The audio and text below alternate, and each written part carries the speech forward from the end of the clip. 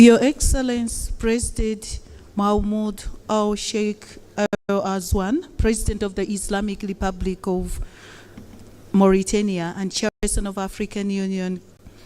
Your Excellency Dr. Abiy Ahmed, Prime Minister of Federal Democratic Republic of Ethiopia and host of the 38th Ordinary Session of the Assembly of the Union.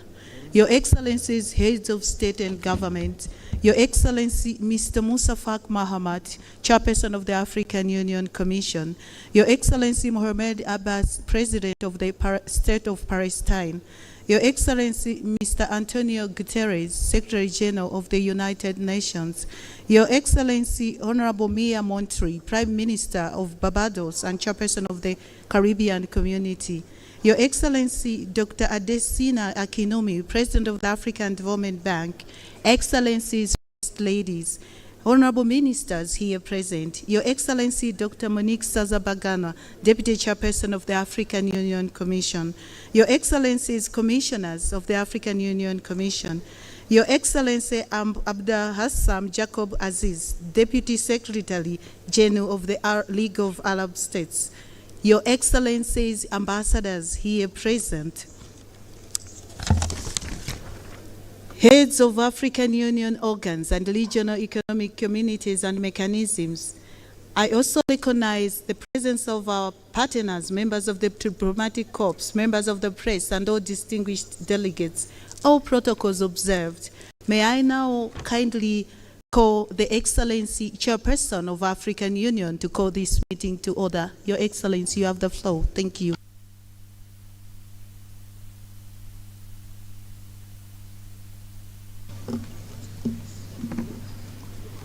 Excellence, Dr. Abiy Ahmed, Premier ministre de la République démocratique d'Éthiopie, notre hôte, honorable chef d'État et de gouvernement, chers collègues, Excellence Moussa Faki Mohamed, président de la Commission de l'Union africaine, je souhaite une chaleureuse bienvenue à tous les chefs d'État et de gouvernement et les hauts représentants des États membres et à nos distingués invités. Je voudrais aussi exprimer notre appréciation pour votre présence. Je suis heureux de déclarer ouverts les travaux de la 38e session ordinaire de la conférence de l'Union africaine. Et pour commencer, mesdames et messieurs, je vous invite à vous lever pour observer une minute de silence à la suite de la disparition d'un grand combattant pour la liberté, Monsieur Samu Nujoma, père fondateur de la Namibie. Donc je vous remercie.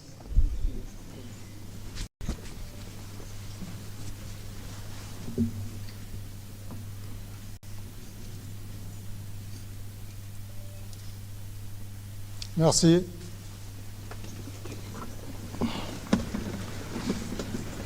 Je souhaite maintenant inviter le protocole de la Commission à nous décliner le déroulement de la cérémonie d'ouverture.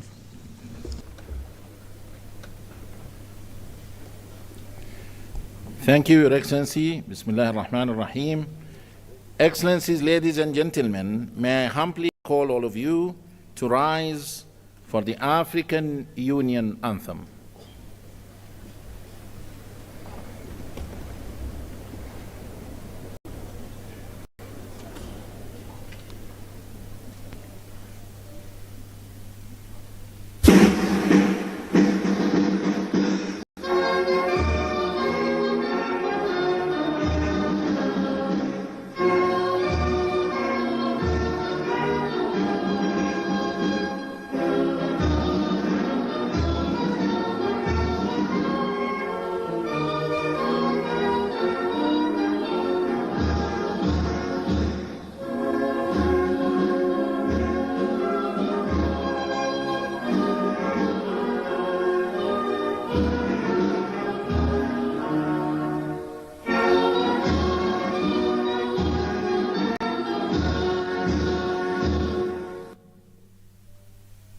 Thank you.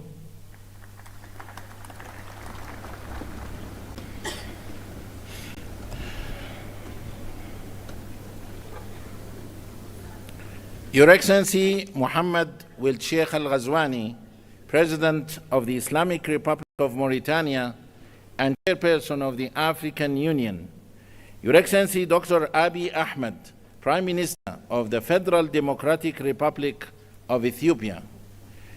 Your Excellencies, Heads of States and Governments of African Union Member States. Your Excellency Musa Faki Mohammed, Chairperson of the African Union Commission. Your Excellency Mr. Mahmoud Abbas Abu Mazin, President of the State of Palestine. Your Excellency Antonio Guterres, Secretary General of the United Nations. Your Excellency Maya Moore Motley, Prime Minister of Barbados. Your Excellencies, distinguished former presidents here present, Honorable First Ladies here present, Your Excellencies, Honorable Ministers, Your Excellency Dr. Monique Nzanza Baganwa, the Deputy Chairperson of the African Union Commission, Excellencies, Commissioners, and all the leadership of the Commission, Excellencies, Ambassadors, members of the Permanent Representatives Committee, Your Excellency Mina Wamakela, Secretary General of the African Continental Free Trade Area, AFCFTA, Your Excellency Madame Nardos Bekele Thomas, Chief Executive Officer of the African Union Development Agency, AUDA-NIPAD, Your Excellency Dr. Jan Kaseya, Director General of the Africa CDC, Your Excellency Ambassador Marie-Antoinette Roscatre, Chief Executive Officer of the African Peer Review Mechanism, APRM, Your Excellency Dr. Nkosazana Dlamini Zuma, Minister of Cooperative Governance and Traditional Affairs of the Republic of South Africa, former Chairperson of the African Union Commission, Your Excellencies, Heads of United Nations Specialized Agencies and international organizations here present, سعادة نائب الأمين العام لجامعة الدول العربية ممثل الأمين العام، Your Excellency Luis Moshikiu Abo, Secretary General of the International Organization of La Francophonie, Your Excellency Dr. Workena Jibihu, Executive Secretary of the Intergovernmental Authority on Development, IGAD, Your Excellencies, Heads of COMISA, ECOWAS, SINSAT, EAC, ECAS, SADC, and UMMA, Your Excellency Dr. Akinwumi Adesina, President of the African Development Bank Group, a strong believer of the African development and prosperity, Your Excellencies Dr. Benedict Oki Orama, President of the Afri-Exim Bank, Your Excellency Dr. Sidi Wildeta, President of the Arab Bank for Economic Development in Africa, BADIA, معالي الشيخ شخبوط نهيان آل نهيان، وزير الدولة بدولة الإمارات العربية المتحدة، Excellencies, Permanent Observer Representatives to the African Union, and Excellencies, representatives of our partners to the African Union, all protocol observed, members of the press, a very good morning to you all. It gives me immense honor and pleasure to welcome you all to the opening ceremony of the 38th Ordinary Session of the AU Assembly of Heads of States and Governments, being held today at the Nelson Mandela Hall, the African Union headquarters in Addis Ababa, the capital of Africa. Addis Ababa, a vibrant city that has been at the heart of the Pan-African diplomacy and multilateralism, stands as a symbol of Africa's unity and progress. As a host nation of the African Union, Ethiopia plays a crucial role in fostering continental dialogue and advancing African integration. Your Excellencies, ladies and gentlemen, the 38th Ordinary Session of the Assembly of Heads of States and Governments of the African Union holds significant importance as it will oversee the elections of the chairperson and the deputy chairperson of the African Union Commission. Over the past years, the African Union has made remarkable progress in conflict resolution, mediation, and peacekeeping efforts, contributing to greater stability across the continent. Economic transformation has been further strengthened through the African Continental Free Trade Area and accession to the G20, contributing towards the implementation of Agenda 2063, the Africa we want. Excellencies, ladies and gentlemen, having said so, the program of today's opening ceremony will stand as follows. We will have a statement by His Excellency Dr. Abiy Ahmed, Prime Minister of the Federal Democratic Republic of Ethiopia, followed by a statement by His Excellency Musa Faki Mohammed, Chairperson of the African Union Commission, following which a statement by His Excellency Antonio Guterres, Secretary General of the United Nations. We shall then have a statement by His Excellency Mahmoud Abbas, President of the State of Palestine. Then His Excellency Mahmoud will Sheikh Al-Ghazwani, President of the Islamic Republic of Mauritania and Chairperson of the African Union, will make his opening remarks. Immediately after that, we will call the Dean of African Ambassadors in Ethiopia to introduce the new Bureau, members of the African Union Assembly, following which we shall have the handover ceremony for the chairperson of the African Union. Then we will go to the launch of the African Union theme of the year, Justice for Africans and People of African Descent through Reparations. Without any further ado, I have the great honor and privilege to invite His Excellency Dr. Abiy Ahmed, Prime Minister of the Federal Democratic Republic of Ethiopia, to deliver his statement. Your Excellency, the floor is yours. Your Excellency.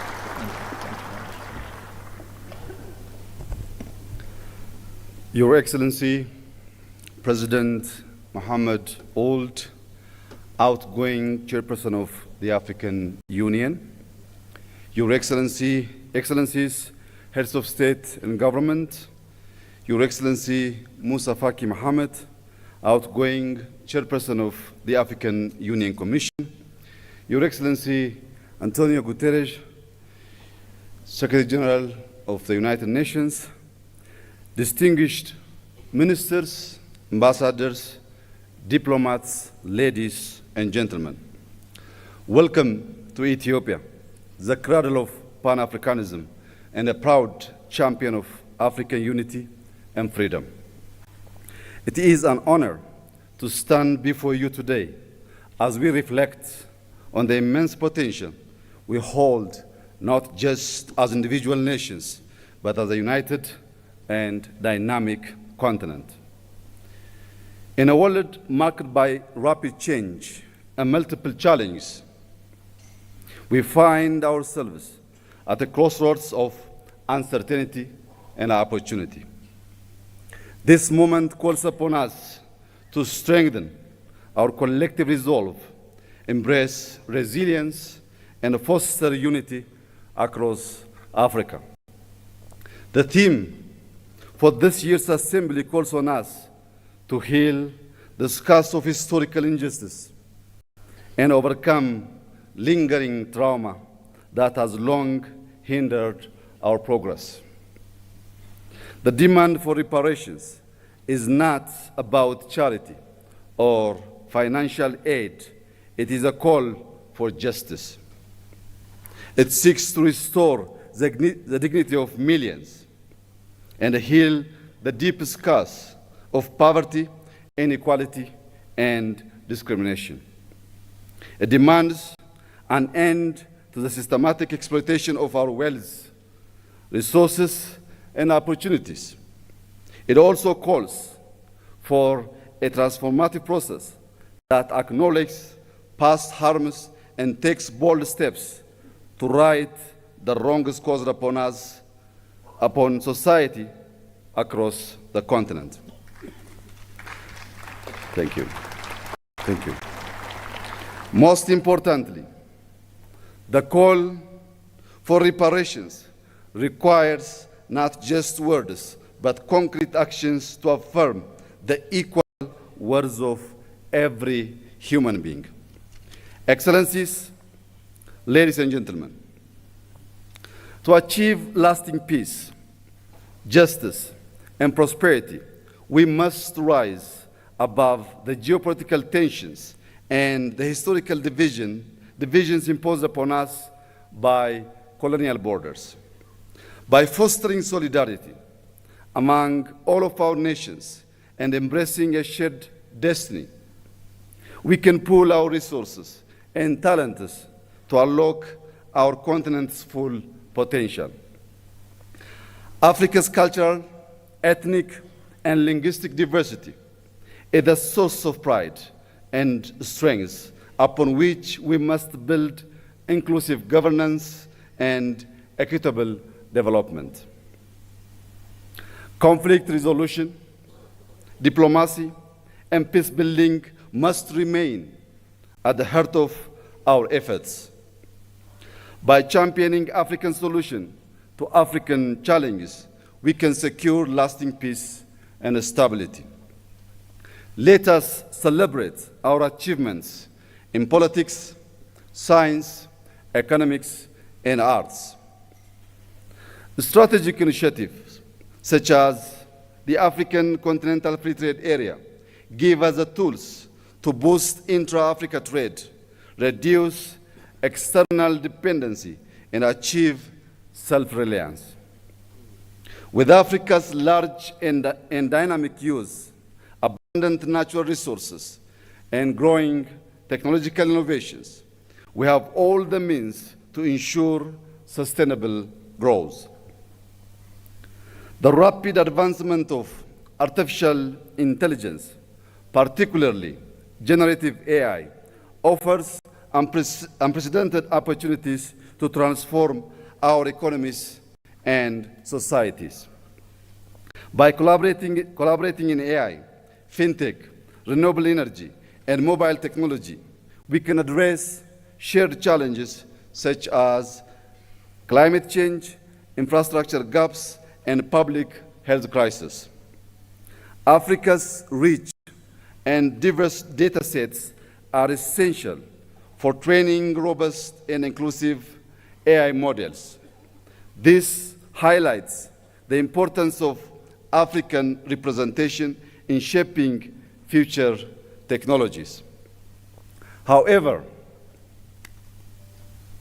as we embrace these advancements, it's essential to protect our data sovereignty, prevent digital exploitation, and develop homegrown AI solutions that reflect African values and contexts. As our data sets grow, so must our capacity to harness them for local and global good. When used responsibly, AI can be a powerful tool in conflict prevention, transparent governance, and inclusive development. Africa must actively participate in the global technology race to ensure we are competitive players in the evolving digital landscape, while also ensuring we benefit equitably from this technological revolution. Furthermore, Africa's voice on global issues must grow stronger, ensuring that we have a say in shaping governance frameworks and other much-needed reforms in the global order. By empowering grassroots movements, youth networks, and educational programs focused on digital literacy and technological innovation, we can inspire the next generation. This will ensure Africa stands not just as a beneficiary of a global advancement, but as a key contributor in shaping the future of humanity. Excellencies, the opportunities before us are immense.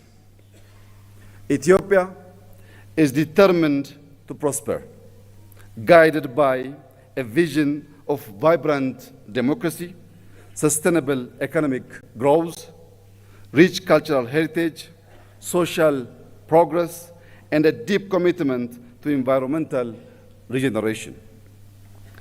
To realize this goal, we have laid out a pragmatic roadmap rooted in the transformative principles of Maddamar. Maddamar, an Amharic term loosely translated as synergy, is our guiding philosophy. It is a homegrown ideology that promotes prosperity, unity, sovereignty, security, and national dignity. At its core, Maddamar encourages social and economic advancement, celebrates diversity, and nurtures a spirit of community grounded in Ethiopia's rich culture, spirituality, and values. Reflecting on the progress of the past 5 years and building on the vision of Maddamar, Ethiopia has made remarkable strides. Despite inheriting a nation deeply divided along ethnic lines, burdened by substantial debt, and facing numerous internal challenges, we have moved forward with determination. At the same time, we navigated a complex and ever-changing regional and international landscape. Yet, through resilience and cooperation, we continue to move closer to the realization of our shared vision of prosperity. Our achievements speak for themselves. Allow me to share a few highlights. We have reformed our political system, transforming into an inclusive multi-party framework that reflects the diversity of our nation. To deepen these reforms and foster cohesion, reconciliation, and peace, we are undertaking a national dialogue. On the economic front, we have built a resilient and diverse economy. Over the past 5 years, we have doubled our cultivated land, increasing crop production to nearly 700 million quintals, with the wheat accounting for 40% of this total. These efforts have strengthened food security and driven rural development. Today, Ethiopia is the largest wheat producer in Africa.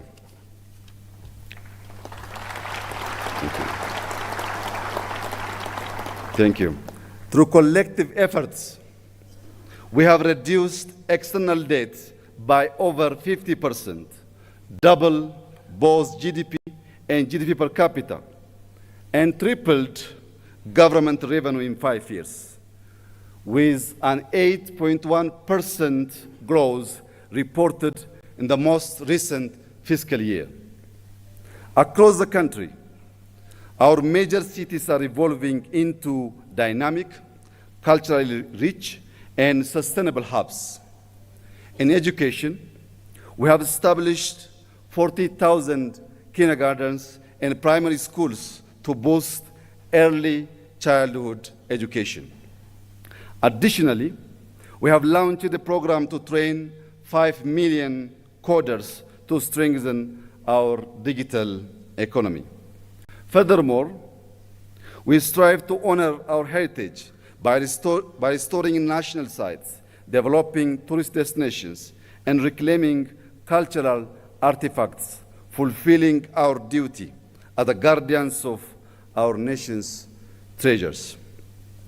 These accomplishments reflect the unwavering spirit and resilience of the Ethiopian people and underscore our firm commitment to advancing Ethiopia's future.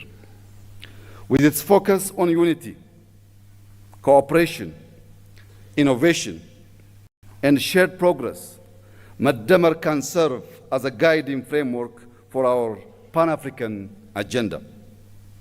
By embracing its principles, we can forge a path toward a more just, equitable, and prosperous future for all Africans. Excellencies, ladies and gentlemen, let us march forward with determination, harnessing the limitless potential of our continent and its people.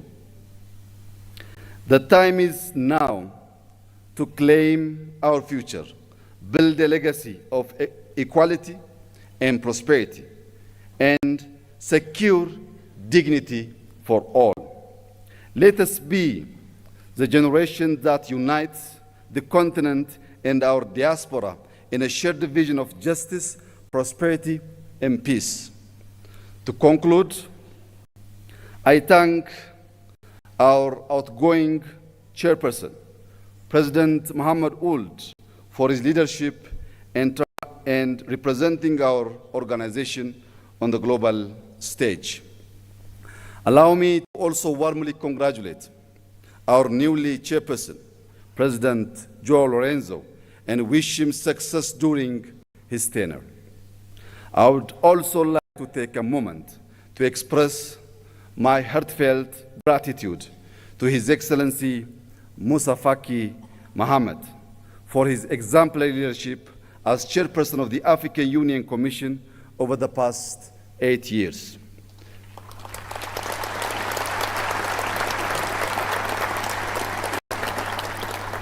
Throughout his tenure, His Excellency Musa Faki has shown unwavering commitment to Africa's development, peace, and integration, significantly strengthening the African Union's role in addressing the continent's challenge. I also extend my sincere thanks to him for being a steadfast friend of Ethiopia, supporting us not only during our times of success, but also in our moments of difficulty. Thank you, my brother.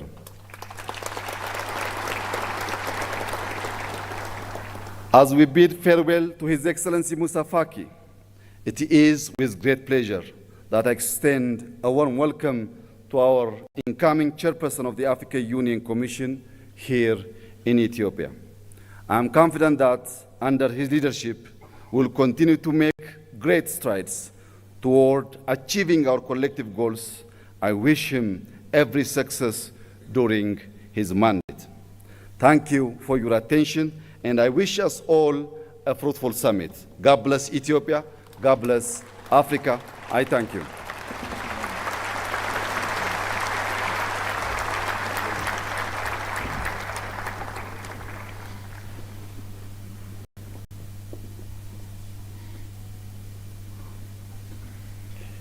Thank you, Your Excellency, for your statement, and thank you for the generous hospitality extended to our Excellencies, heads of states and governments, as well as distinguished delegates. Thank you. And now allow me to invite with great honor and pleasure His Excellency Musa Faki Mohammed, Chairperson of the African Union Commission, to deliver his statement. Your Excellency.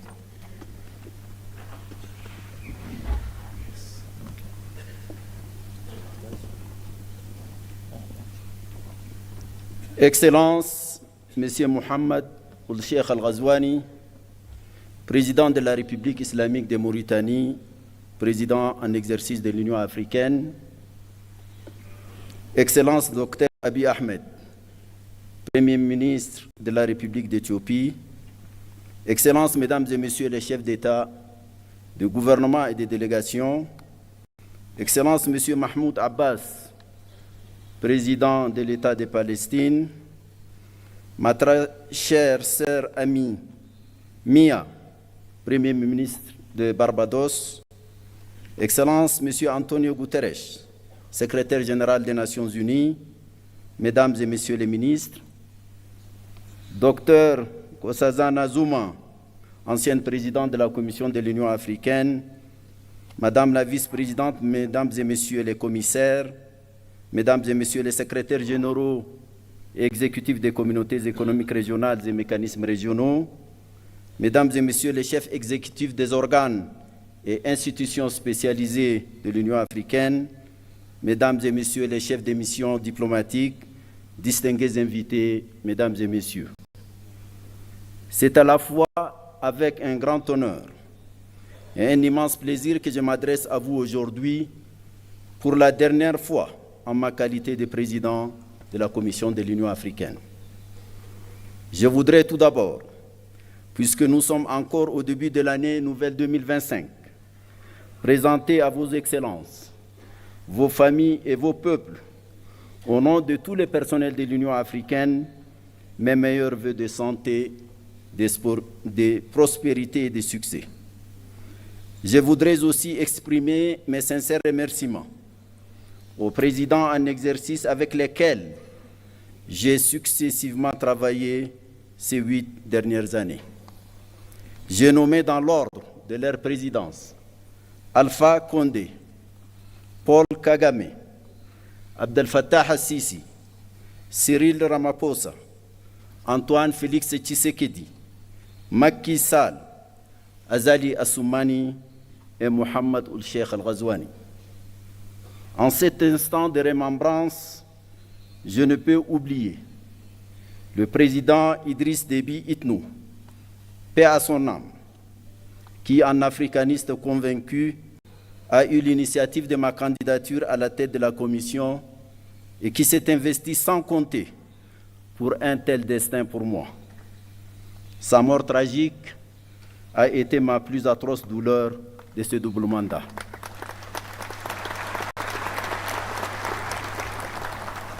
Excellences, Mesdames, Messieurs, 8 ans se sont écoulés depuis mon élection fin janvier 2017 comme président de la Commission de l'Union africaine.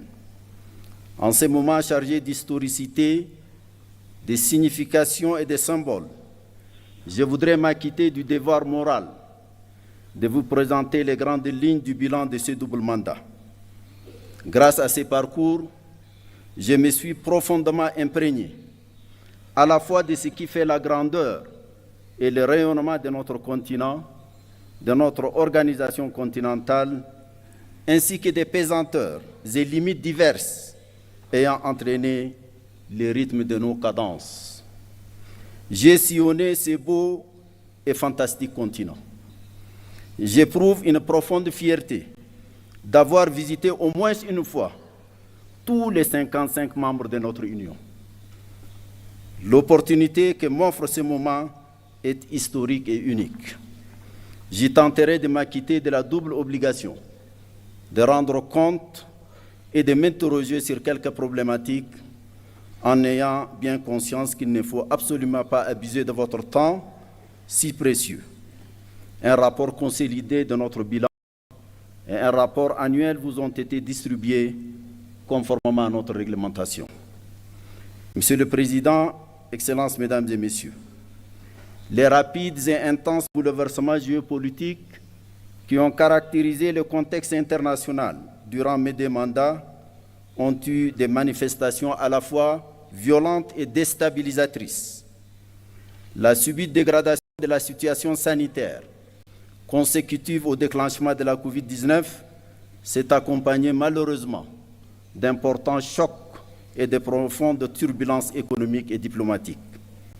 Pour l'Afrique, cela s'est traduit par une aggravation du poids de la dette, de la baisse des flux d'investissement publics et privés, de la violence et de la prégnance de certains conflits africains, de l'affaissement du panafricanisme et des chaînes de solidarité africaines, des manifestations d'obsolescence des institutions africaines, des appétits extérieurs en Afrique, des déficiences patentes en matière de gouvernance et de leadership en Afrique et même dans le monde, de la crise du multilatéralisme post-Seconde Guerre mondiale, etc., etc. La guerre russo-ukrainienne, enclenchée en février 2022, est venue noircir davantage ces tableaux, annonçant une recomposition géopolitique mondiale. Est née une ligne de fracture qui a suscité une forme de bipolarité qui, dans les imaginaires politiques, évoque la réalité pourtant théoriquement dépassée de la guerre froide. Des incertitudes profondes sur la soutenabilité de la paix et de la coopération internationale ont empoisonné les esprits, assombri les consciences et ont renforcé le pessimisme, les égoïsmes et le pragmatisme mercantile. Les conséquences de cette guerre ont profondément affecté l'Afrique, qui importait l'essentiel de sa consommation céréalière et ses intrants agricoles de ces deux pays, la Russie et l'Ukraine. Le spectre de l'insécurité alimentaire et sanitaire a plané sur bien de nos pays, dont un bon nombre continue de souffrir de leur fragilité structurelle. أصحاب الفخامة والمعالي السادة سيداتي وسادتي، وفي الشرق الأوسط فإن الشعب الفلسطيني الشقيق عانى ويعاني أبشع أنواع الظلم في التاريخ البشري. إن الحرب الفظيعة والجائرة التي دمرت كل شيء في فلسطين وخاصة في غزة، واستمرار حرمان هذا الشعب من حقوقه الأساسية في الاستقلال والسلام والوجود والحياة بكل بساطة، لا تشكل عاراً جسيماً لكل الإنسانية.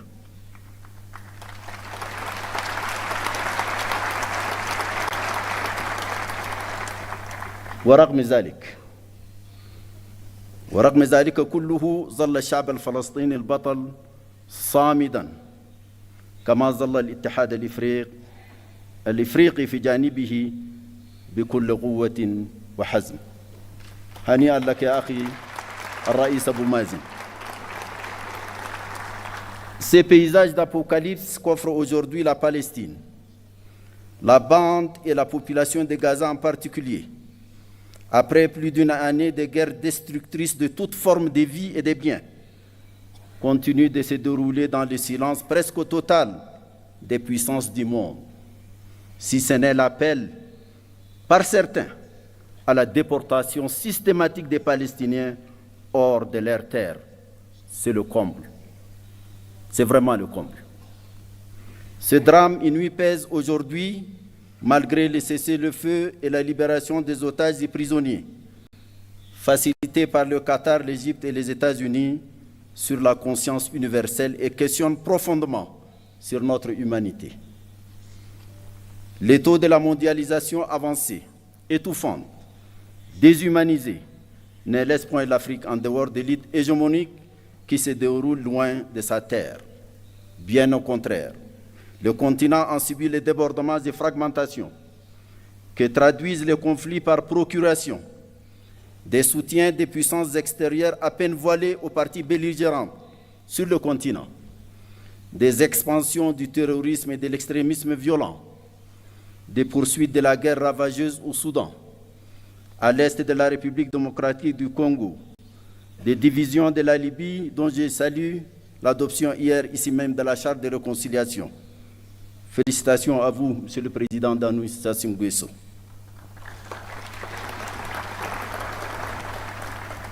Les tensions de tous ordres au Sahel, au bassin du lac Tchad, au golfe de Guinée, au Mozambique, à la Corne de l'Afrique et dans la région des Grands Lacs sont un autre pan de ces chapelets embrasiers des crises africaines.